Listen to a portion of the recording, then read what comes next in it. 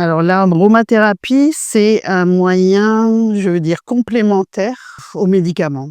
C'est, une odeur, on aperçoit une odeur, une sensation, parce que ça peut s'accompagner aussi d'un toucher massage. Donc ça éveille des sens.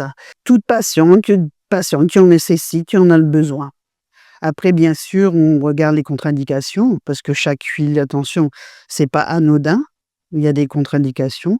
Donc on se réfère à notre classeur où toutes les huiles essentielles sont notées avec, les posologies, les indications, les contre-indications.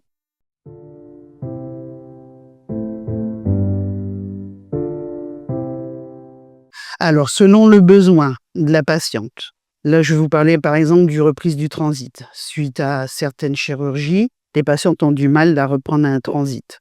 Donc on évalue le pourquoi elle ne reprend pas son transit et on lui propose justement, on lui demande si elle connaît les huiles essentielles. Si elle ne connaît pas, on lui explique, le principe.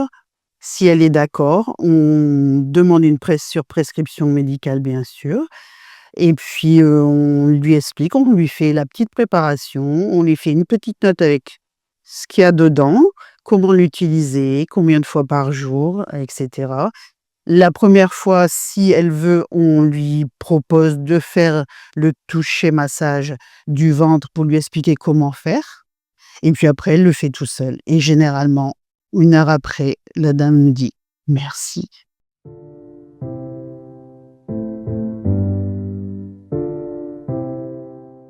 Alors ça dépend le protocole, demandé, ça dépend si la patiente veut le faire toute seule ou sinon on le fait.